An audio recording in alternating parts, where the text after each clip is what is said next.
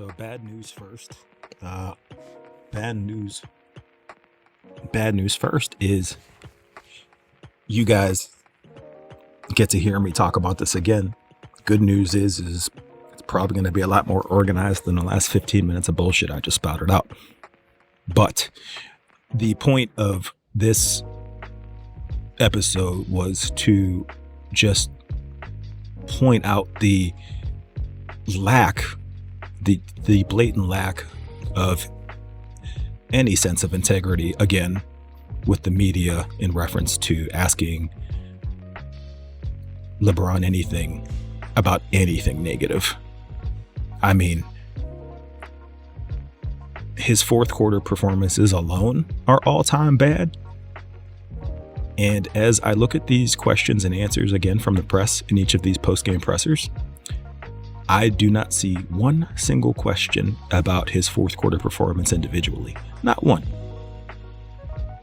And it's going to go down as one of the worst, like I said, worst collection of fourth quarter performances ever, especially from somebody who's considered the antler guy, the GOAT guy by so many. As an example. Oh, and you're going to hear controlling the controllables a lot. So let me just tell you that now.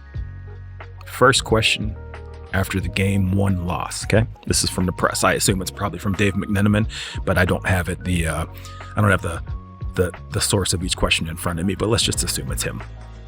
Because I think at this point, Brian Windhorst was probably too out of breath to ask any questions. Was that a fair joke? No, but I got to get famous somehow. First question. LeBron, you've been through more game ones than anybody. After a game like this, with a big score line at home, what's the proper way to respond mentally, physically, and all of it? And some of these questions are paraphrasing. I apologize, but hopefully you can get the gist. Okay. LeBron's response.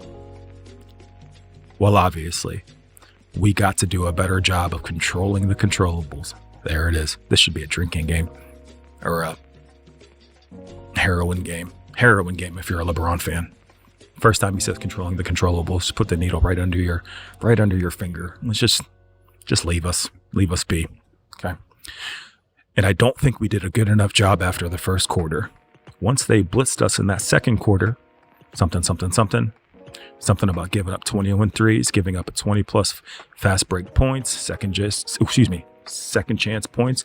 Those are some of the things that we can control. Obviously, the 3-point shooting, we know they have a lot of lasers, a lot of guys that can shoot from the perimeter. So we got to do a better job of closing the bodies and getting to our own shooters. We'll get back in the film room tomorrow, look at things that we did well, some of those things that we didn't do so well, and continue the game plan for game two. We have a couple of days to prepare for it.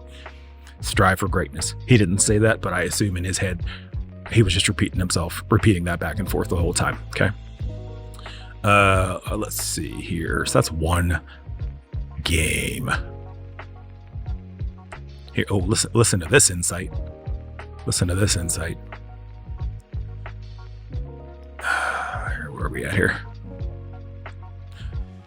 You guys are going to meet game two with urgency. But what's the right approach to game two when you're down 0-1? Being calm, understanding the big picture, but knowing it's an important game. Mr. Low response, James. Okay. We understand that. They took home court from us tonight as far as the series, but we have an opportunity to even the series out on Tuesday, and we have to play a much better game than we did today. Listen, this is Einstein level game assessment. They lost game one, so in order to win game two, they have to play better. I mean, that's Vince Lombardi stuff right there. Anyways, like I said, we have to control the controllables. Jesus Christ. And if we do that, we're going to give ourselves a much better chance to win than we did tonight. Controlling the controllables. There is a room full of what I think are fully capable adults asking this giant baby questions, and there's not one person in that room that had the guts to ask him, what the fuck do you mean controlling the controllables? What does that mean? In what other context are you going to use a statement like that? Do you say you dispose the disposables? Yeah, sure. All right, cool. Do you say you eat the eatables? No. Do you say you pack the packables? No. Do you say you, I don't know, smack the smackables? No, because control the controllables is fucking stupid. It's a dumb saying. He keeps repeating it. Strive for greatness, things of that nature. And again, not one person in the room is saying, what do you mean control the controllables? Do you know what the word redundant means, LeBron? Can you say that word? Can you pronounce that word? I don't know. Anyways, I'm just an old bald hater. I know. Oh, okay. Another question. Someone from the press, I assume McMenamin, who's, whatever. He's whatever. Question. When you talk about controlling the controllables in the second and third quarter, what comes to mind? Ugh. Okay. Response. Offensive rebounds, giving up open shots to lasers. I think he means snipers. Because the laser is what you use to guide the shooter. I don't know. Anyways, not being in the right position. So it was a lot of factors that allowed them to build that big lead up to 27. This is impactful game-winning stuff. In a game where, in a series where you had abysmal fourth quarters across the board from LeBron. And mind you, in the last game of the series, he completely crapped the bed, right? So let's just fast forward to further prove my point that the press just refuses to ask the good questions or relevant questions. Let's go to game 5, the elimination game, as it were. Okay. What kind of questions were asked after they lost? Oh, here we go with the built-in excuses. Question from the reporter. You've taken on so many different challenges in your career. Being paired mid-season with another ball-dominant superstar was something you'd never had before. How did that go? What were the challenges with that? In what areas do you think that pairing could be better in the future with more time? And again, this is paraphrasing. I apologize if it's not correct. Please don't, I apologize if it's not 100% accurate. Please don't come for my throat or write a diss track about me, anything like that. I'm a nobody, okay? This is LeBron's response. Anytime you make a big acquisition mid-season, I refuse to believe he actually said the word acquisition, but okay. It's always challenging, not just for me, but for AR and the rest of the group. We went from wanting to touch the ball in AD's hands off pick and rolls, post-ups, or elbow catches to a new dynamic where AR and I handled the ball and got AD the ball. Then everything changed when we acquired Luka. How could we change our approach to fit his game and center our offense around him? There were times early on when we didn't look great, but we figured it out later in the season. I still don't think we had enough time to mesh fully. I don't know if y'all can hear me. I'm clenching my fists. Okay. I still don't think we had enough time to mesh fully, but for the time we had, we entered the regular season very well to be top 3 in the West, which is a tough conference. Having a guy like Luka is very dynamic for any franchise. This response should elicit somebody getting up from their chair, opening up their briefcase, because I know those assholes still have briefcases, taking out a giant dead fish and slapping him in his roid boiled up neck. This man makes me sick. You acquire probably the best offensive player in the game,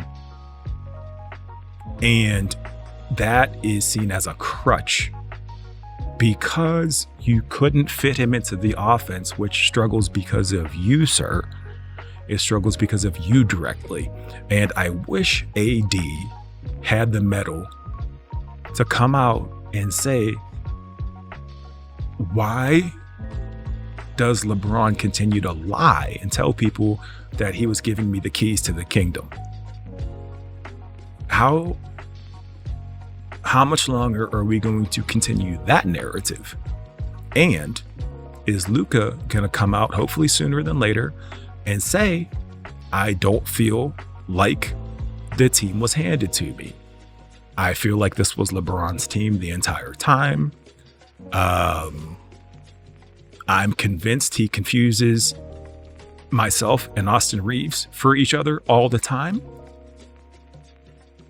And I'm tired of all this being put on me because I don't play defense when this man, this old, dementia-ridden, weave-wearing, monster-looking of a man gets blown by like, I don't even know. I can't even think of a metaphor. That's how bad it is. He gets blown by like a LeBron. That's the baseline here. I mean, Luka has got to be sick of it already, and he hasn't even been there an entire season. I keep saying this, but he doesn't look happy. He looks like he is not controlling the controllables. He doesn't seem like someone who wants to strive for greatness, I'll tell you that. And I'm not even sure if he knows what things of that nature means. I know that the basic eye test would tell you that he wasn't given the keys to that team, nor was AD. Anthony Davis was never handed that team. And I'm hoping that sooner than later, that narrative is put to rest by him. But he's like a big dumb robot. He's like the Iron Giant. There's like nothing in there. It's weird. Even when he talks, it's like listening to a can opener or something. I don't know. Maybe that's mean, but he didn't do himself any favors aligning himself with that goober and embracing this whole Lakers team. And he didn't do himself any favors the way he left New Orleans with his dumb little that's all folks shirt, talking about he didn't do that on purpose. That's another sad excuse of a big man. Passive aggressive instances like that. And this is why the NBA is how it is. Strive for greatness, things of that nature. And the last response, I'm stuttering today, Junior. Wow. Okay. The last question I want to get into from the press, it's how LeBron ended his press conference. Okay. From a reporter, I assume Dave McNenaman, or maybe one of his kids. I'm not sure. Last question. With everything you've accomplished, where does playing alongside your son rank, especially considering everything he's overcome? Man, that's a great question after they just got a gentleman's sweep. A sweep of the gentleman, right? That's a great question. Let's end with that, okay? LeBron James's response. Number one for sure. That's easy. Not even close. To play the game I love alongside my son this whole year has been one of the most gratifying, satisfying journeys I've ever been on. The Dr. Seuss over here. Seeing his growth from the moment he was drafted, which he didn't earn, in my opinion, in most people's opinion, common sense, didn't earn, okay? Since the moment he was drafted, through summer league struggles to preseason and then playing in the regular season has been amazing. I'm super proud of how he's grown, especially after the shortcomings we had in Philly, which built character. He has a bright future, not only because he can play basketball, but because he's a great kid and a joy to be around. I have a lot to do with that. Man, oh man, you sounded like such a great, proud father, as you should be, because your son, it's a miracle he's upright. It's a miracle he's above ground. I mean, if you think about the medical conditions he's had to overcome.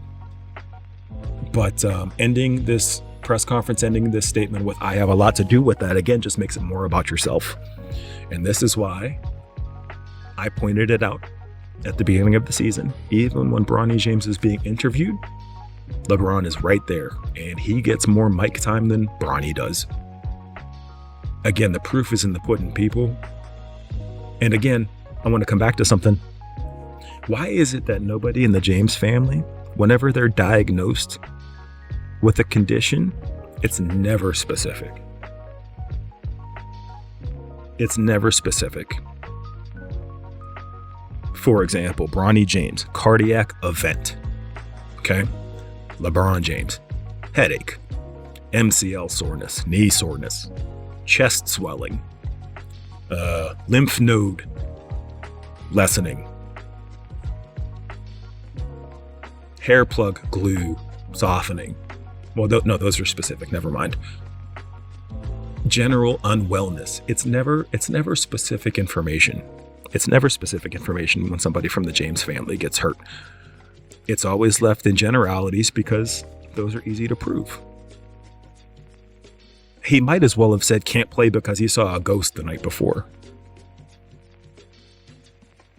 Or can't play because had a flashback about 2011. Something like that. I mean, to me, that's just as acceptable as what we're given now.